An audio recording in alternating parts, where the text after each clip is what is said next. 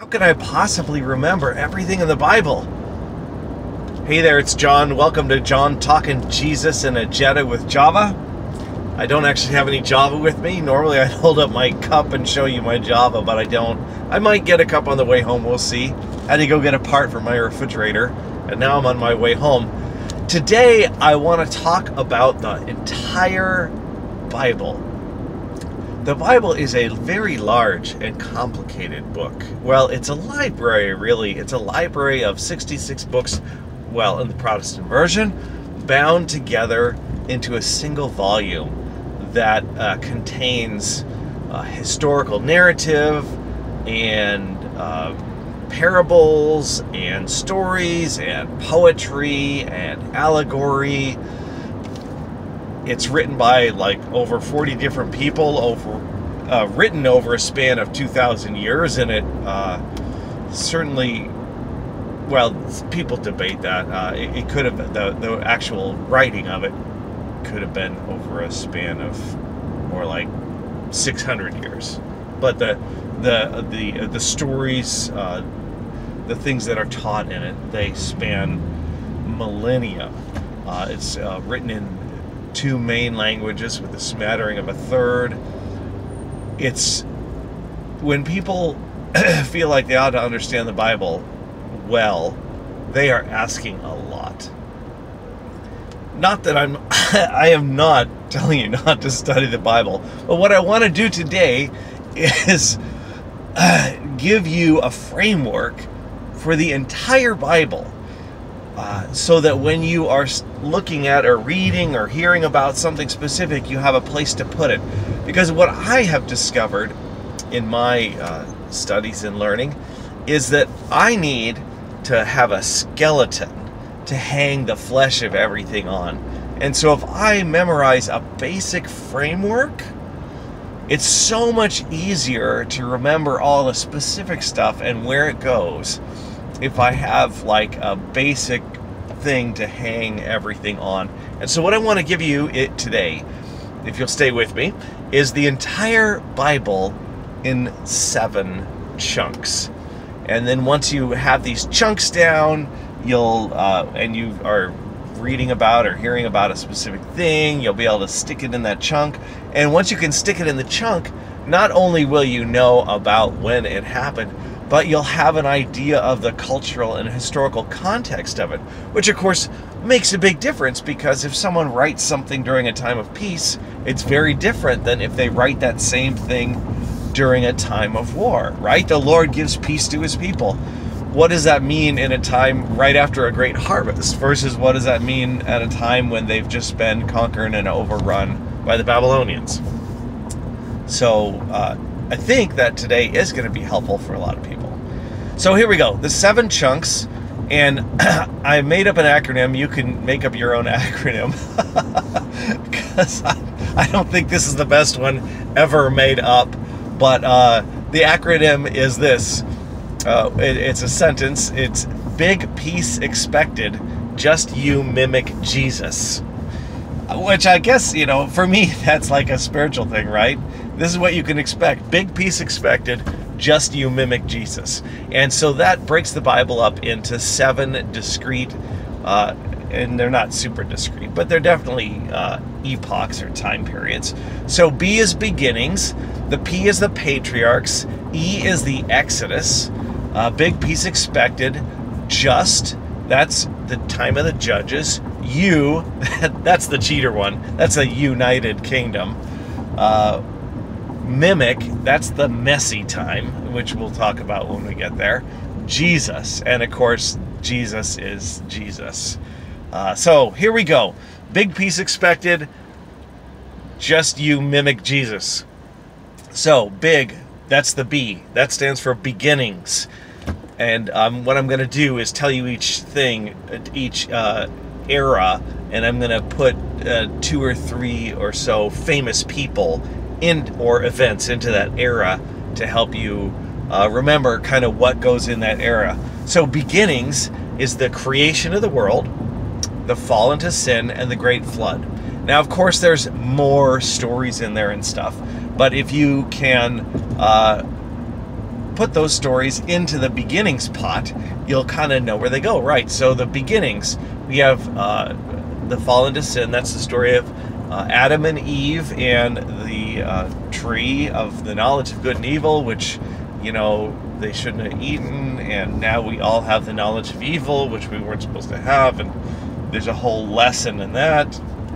It's the fall, creation, fall. God created the entire world good, and he intends to restore that goodness. And then the flood is a story of God's judgment and salvation. So that's beginnings. B, big peace. P stands for patriarchs. So you got the beginnings stories, and then you got the patriarchs. And these are the four people that were kind of the beginning of the people of Israel. They are Abraham, Isaac, Jacob, and Joseph.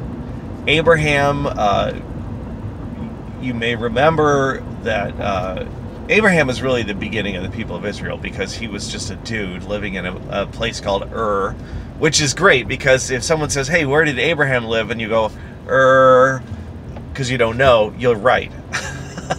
Except that it's not spelled with an E, it's a U-R. Anyway, so Abraham, he's the guy who God called to go to the land of Canaan at first. He said, I'm going to give you this land. And Abraham's the one that had to go through, well, what else about Abraham? He was childless, and he's like wondering how in the world God's going to, you know, make his descendants as numerous as the stars. And then some angels came by and said, Abraham, you're going to have a child. And his wife laughed because she was past childbearing years, and she thought what they said was ridiculous. And then they came back the next year, and she had a child, and she named him Isaac, which means he laughs, or laughter, because she laughed when she heard, you know, thinking that was ridiculous. So that's the same Isaac that God tested Abraham's loyalty with. And this, you know, all these stories require a lot of commentary, some of them anyways, to understand. And we're not going to do that today, because we're just like trying to do big piece expected, just you mimic Jesus, right? It's the 7 chunks of history. So I'm trying to flesh out Abraham in your mind with some stories you might be familiar with. So Abraham, God told Abraham to sacrifice his only son, the miracle son that he didn't expect to have and then he got. And then that was God's test of Abraham. And, okay, I got to say one thing. Sometimes when people test us, they're not testing us to see if we're up to whatever they're testing us on. They're testing us to show us what we're really made of and what we're about. And you know, like we do this with kids. We let them go through difficult things to build their own confidence and their own sense of purpose and whatever. So that is Abraham. And then he had Isaac, and Isaac, there's not a lot of stories about Isaac. And then we have Jacob. Let's see, what there, Isaac and who? So Isaac had Jacob, and Jacob is has some stories attached to him. Jacob and Esau. Jacob was kind of mama's boy, and Esau was like the hunter, and Esau was the older one, and Esau came out of the woods and he was famished because he didn't have a good hunt, and he sold his birthright to Jacob just for some stew. And then later on, Jacob fooled his dad, and Jacob's mom helped him fool his dad into giving Jacob the blessing. And then Jacob is the one who, through a series of, 2 wives and 2 concubines, had 12 sons. And one of those sons of Jacob was Joseph with the amazing Technicolor Dreamcoat. And So we got Abraham, Isaac, Jacob, and Joseph. And of course, you know the Joseph story. It's one of my favorite stories because it tells us to just keep going, serving God with honesty and integrity, and understanding that He's ultimately guiding things, and we can trust His movement in our lives, even when we don't see it, because Joseph, well, I mean, he could have been like a bratty little kid, but he grew up, and his, if you remember right, his brothers were going to kill him. That's rough stuff. You think you fought with your brothers. And then the oldest brother said, no, let's not kill him, because then his blood will be on our hands. Let's throw him in a well and leave him there. I'm not sure how that convinced the other brothers that his blood wouldn't be on their hands if they left him in a well to die. But it worked, and Reuben was going to come back later and rescue him. But then a tribe of traders, a caravan, came along, and they just sold Joseph into slavery, where he went to Potiphar's house. Potiphar was the captain of Pharaoh's guard in Egypt, and Joseph operated with great intelligence and integrity, and rose to be the head of household for Potiphar. And the Bible says Potiphar didn't have to worry about anything. So then it also says Joseph was a handsome man, and Potiphar's wife had a thing for handsome men and wanted Joseph to sleep with her, and he said, no, how can I do this thing? It would be he says, my master has trusted everything into my hands except you. So how could I do this thing and sin against God? Because ultimately everything is not, everything references the way God would have us live. It's not, I can't think of the word. And this is the downside of doing this while I'm driving. It's not relative. There's nothing relative about whether or not you should sleep with someone else's wife, right? So in the end, she figures out how to accuse him of raping her, and so Potiphar sends him to prison. Of course, he's already been sold into slavery by his brothers, and then he rose up to a great place, and now he goes back to prison. Now, when he's in prison, you know, the people who run the prisons use the prisoners to maintain the prison. So there's, you know, there's leaders within the prison population, and so Joseph ends up being the leader. He's in charge of the prison, and the warden doesn't have to worry about anything because he knows Joseph is in charge. And Joseph has the ability to interpret dreams, and so a couple of guys have dreams in prison, and Joseph interprets them correctly, and what he says is going to happens, and the one goes back to his job with Pharaoh and forgets all about. Joseph says, listen, I just want one thing. When you get out, remember my case to Pharaoh, because he was falsely accused, right, of raping Potiphar's wife. So, or attempting to rape Potiphar's wife. So the guy gets out of prison and goes back to serving Pharaoh. It's Pharaoh's cupbearer, by the way. The baker, not so good. He got his head chopped off. And the cupbearer promptly forgets about Joseph for 3 years. And then the king has a dream. The Pharaoh has a dream that no one can interpret. And then the cupbearer's like, oh, shoot, I remember this guy in prison. Dang. And then he calls Joseph, and I'm going a little more detail into the story than I meant to, but welcome to my world. So Joseph interprets the dream correctly, that there's years of we're going to have some years of plenty and then years of famine, and the Pharaoh says, what's your advice on how to handle this? And Joseph says, you need to appoint somebody who's in charge of preparing for the famine. And so Pharaoh says, how about you? And Joseph's like, okay. And so Joseph actually becomes prime minister of Egypt. And there's the famine, and his family comes, and he tests his brothers to make sure they've, repented of their evil ways. And this is how, so this is kind of important. This is how the Israelites end up in Egypt, is there's a famine, and because Joseph is a prime minister of Egypt and has the great respect of the Pharaoh, he says, you should move your whole family down here, and they set aside a portion of land for the Israelites. And that all goes that way. But the reason that story is so important to me is because really, Joseph, it is inconceivable for Joseph to become prime minister of Egypt as the son of a nomadic shepherd family in Canaan, right? Wouldn't have happened.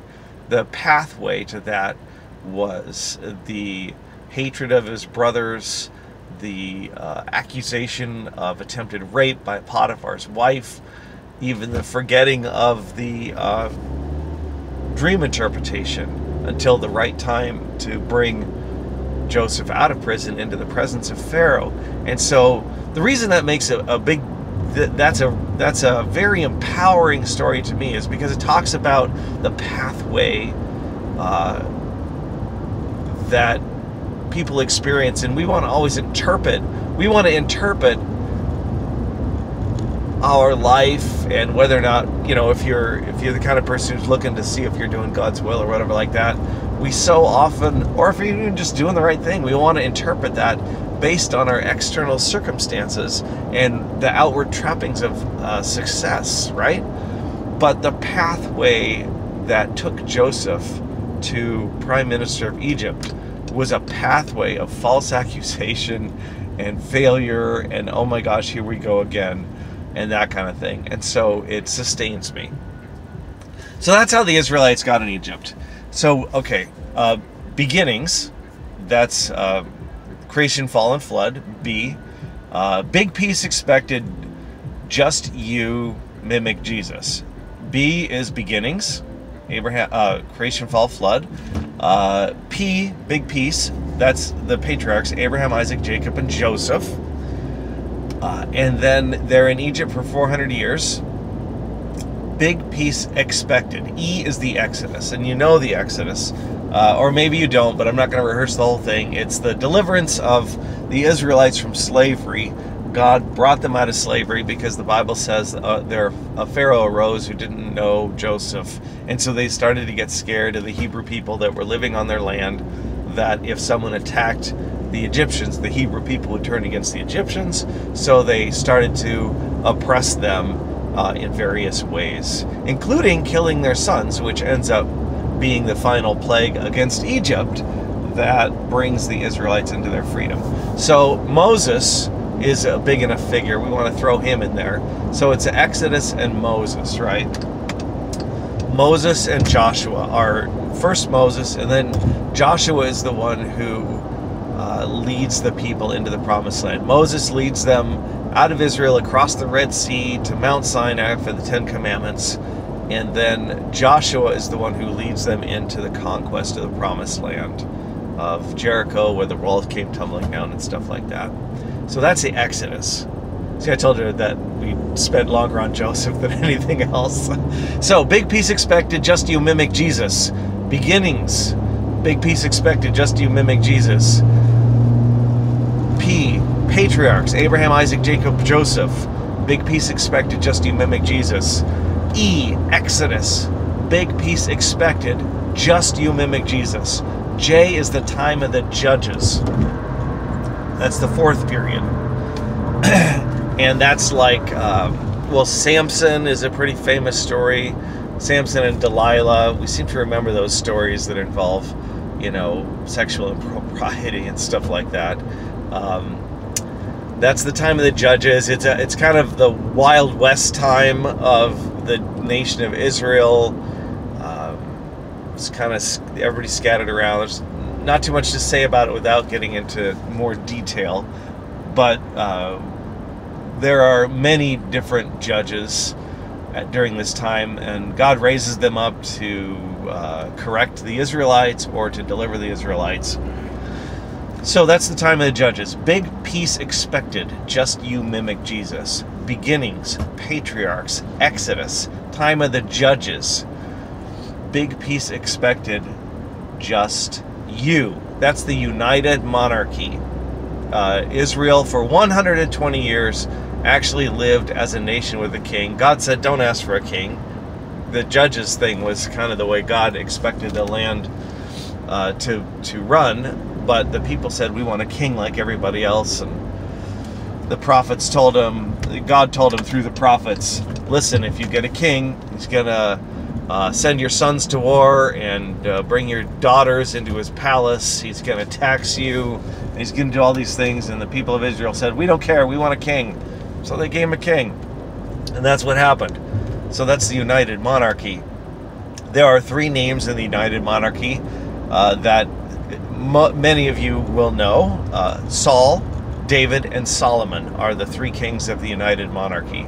David, of course, is the biggest one because the Bible calls David a man after God's own heart, which is something to think about and study because David wasn't always the greatest person ever. He was certainly a passionate guy, but sometimes that got him into trouble. He was passionate and proactive and ambitious, but he was also, like Joseph, he was concerned with honor and things like that.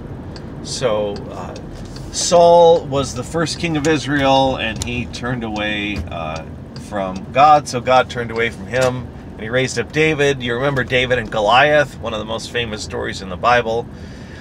And then David and Bathsheba, you maybe remember that story. That's something to stick in this united monarchy thing.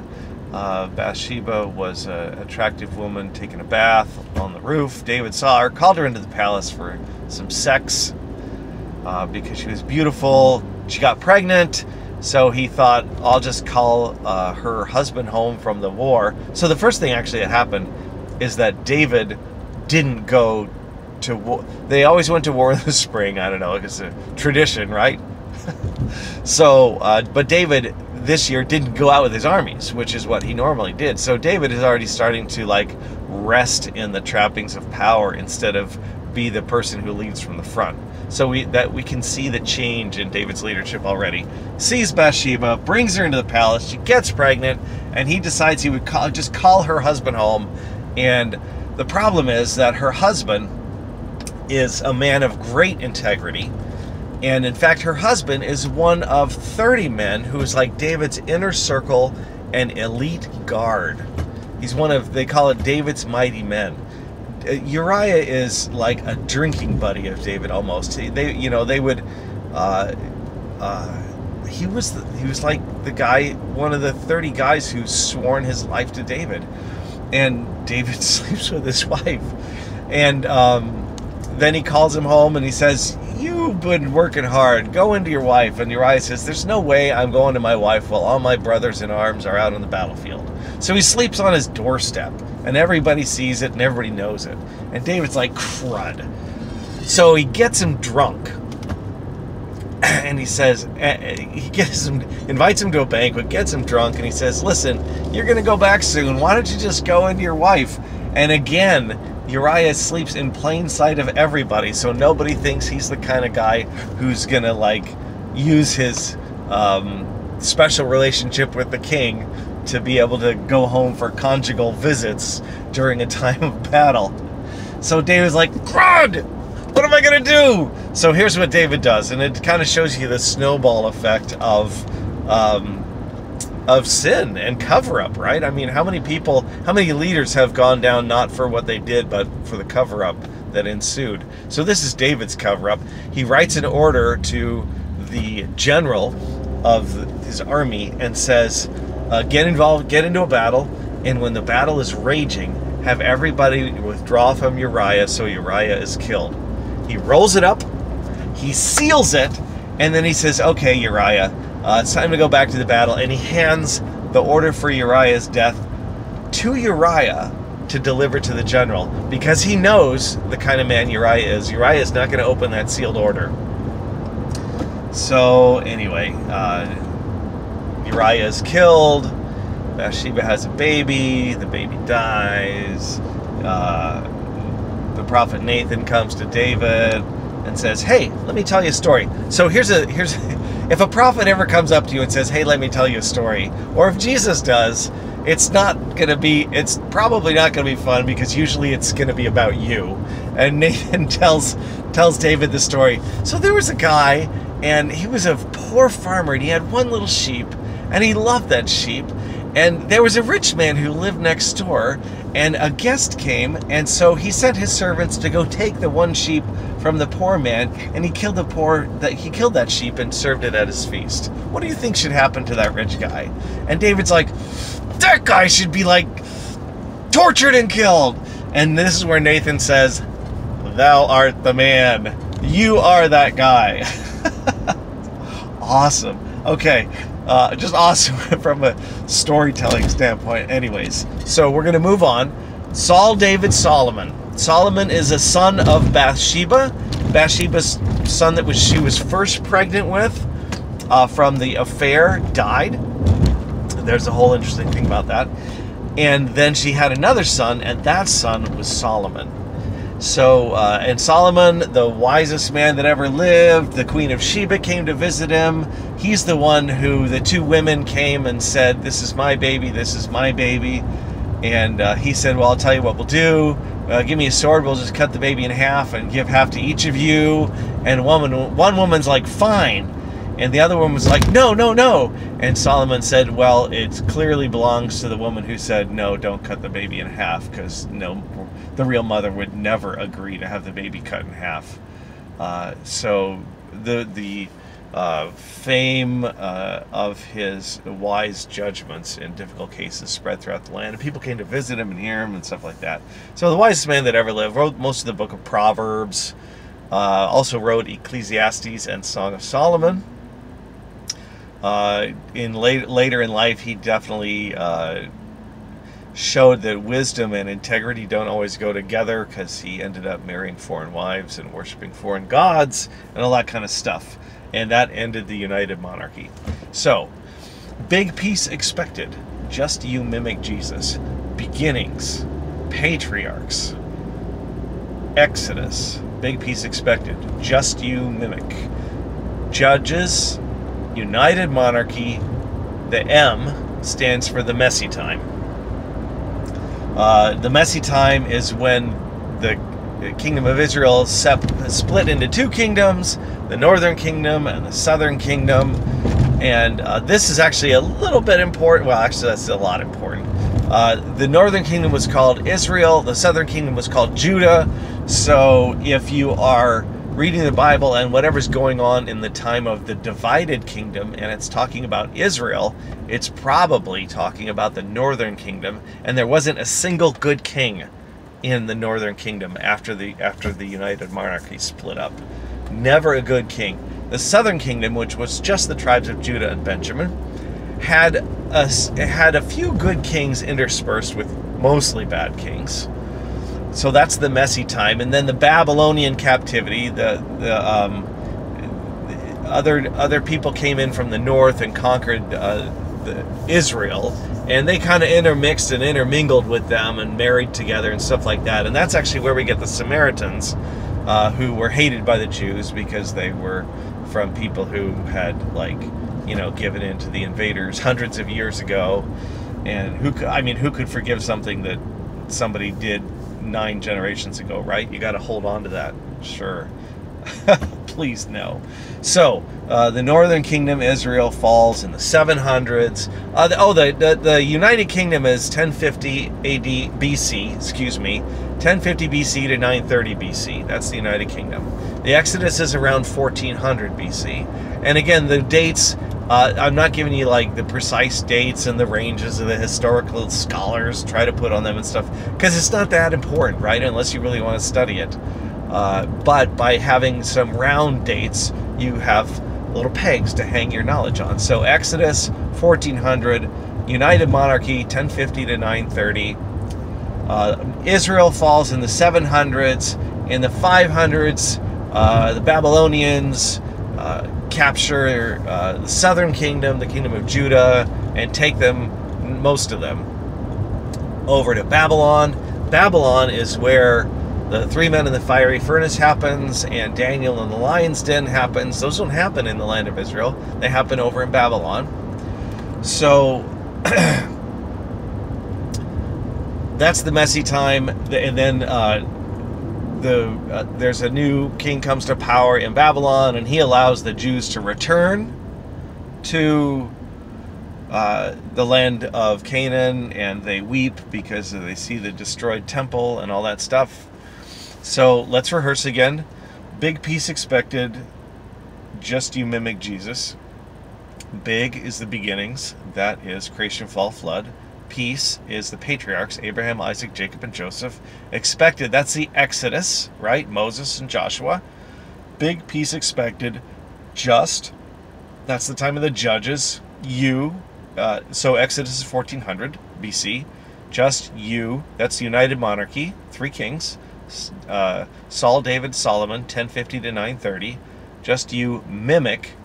M is the messy time, the fall of the northern kingdom, the Babylonian captivity, return of the Jews in the 400s, and then in the 300s, the Greeks come through. Alexander the Great, you might remember him. He comes through, and they conquer Israel, and that's how come everybody speaks Greek, is because the Greeks, Alexander the Great, who was Persian, but it spread Greek culture, and that's how there was that really did a lot in terms of international commerce and communication, because he spread the Greek language, and so people learned Greek, and it became a common language for the whole Mediterranean area. And that's like in the 300s. And then there's a new leader there who thought the way to really subjugate the Jews was to take over their religion, which was a mistake, because the Jewish people will put up with a lot, but they will not put up with somebody telling them they can't worship Yahweh. And so there was a revolt. That's the Maccabean Revolt, if you're a historical scholar. So this is all the messy time. And then the Romans came through. General Pompey, by the way, who the city of Pompeii that was buried with the eruption of Mount Vesuvius, that whole thing. So he came through. The Roman general Pompey came through and conquered that same land, the land of Israel, in like 50, 60, 70 BC. And then he put in power a guy named Herod. And that dynasty began. And Herod the Great was actually all this Roman, the general Pompey and things like that. That's all the same time as Mark Antony and Cleopatra. And Herod was good friends with Mark Antony, probably knew Cleopatra as well. This is Herod the Great, the king of Israel, when Jesus was born. So there's a little historical tie-in. So now we've actually reached Jesus, and now you know what's going on and the tumultuous history of Jesus, of the people of Israel. By the time Jesus is born, they have been through the ringer. When the Pharisees, when the religious leaders, the chief priests and stuff, tell Pilate, who was it? Anyway, no, tell Jesus, we've never been slaves of anybody. We are the chosen people. I don't know what world they're living in. By the way, so Herod got the kingship of Israel through his political connections. The Romans made him the king. And then his son was king when Jesus was crucified. And again, it's just the dynasty of these powerful people with money and friends who get to be king. And just to throw this into the hopper, it was a similar situation with the high priesthood. They also were connected to families, and they had money and power. So the whole thing is just totally messed up for any Jewish person who wants to really live according to the way it started out way back with Moses and the Ten Commandments, because the king and the high priest are bought and paid for, and they're all in collusion with the Romans. So that's Jesus. So big peace expected, just you mimic Jesus. Big, that's the beginnings. That's the creation, fall, and flood. Big peace. That's P. That's the patriarchs. Abraham, Isaac, Jacob, and Joseph. Big peace expected. E is the Exodus with Moses and Joshua. Big peace expected, just. That's the time of the judges. Justice, judges, that's pretty easy, right? Big peace expected, just you. That's the United Monarchy. Again, Exodus 1400 BC, United Monarchy 1050 to 930 BC. Saul, David, and Solomon. Big peace expected, just you. Mimic, that's the messy time. Fall of the northern kingdom, southern kingdom, Babylonian captivity, return to Israel, conquered by the Greeks, conquered by the Romans. Big peace expected, just you. Mimic, M is messy, Jesus is Jesus. So that is the entire Bible in 7 chunks that you could probably remember with tiny bit of effort, and will seriously help anybody. It doesn't even matter if you're a Christian. If you're just a person who wants to understand the most influential book in the entire world, a book that has guided world leaders for 2,000 years, if you want a book that has guided much of the development of Western civilization and sparked off things like the Reformation and the Renaissance, that has given us the notions of equal rights between genders, that has given us notions of individual freedoms. These all come out of the Bible. Even much of what Shakespeare writes actually comes out of, is quoting the Bible in various ways. So even if you just want to understand the Bible, even if you don't follow Christ the way someone who is a Christian looks to Christ as their boss, you have a basic framework to understand the Bible and remember it. Big peace expected, just you mimic Jesus. Beginnings, patriarchs, Exodus, 1400 BC, Moses and Joshua. Big peace expected, just time of judges, you, United Monarchy, 1050 to 930, Saul, David, Solomon. Mimic, the messy time, Jesus. I am John Rollison, and if you have been with me for this whole time, I'm so glad that you stayed with me. I'm glad that you are interested in learning about the Bible, and I'm glad for the opportunity to help you get a large flyover view of the Bible, to put a few pegs in on which you can hang all the historical events. You can find me. Where can you find me? Well, right now I'm a middle school teacher in Orlando, and I have a website creatively named johnrollison.com, and I got a few other little side gigs going on too. So anyway, but this is this, and thank you for listening. Take care and have a great day. Bye-bye.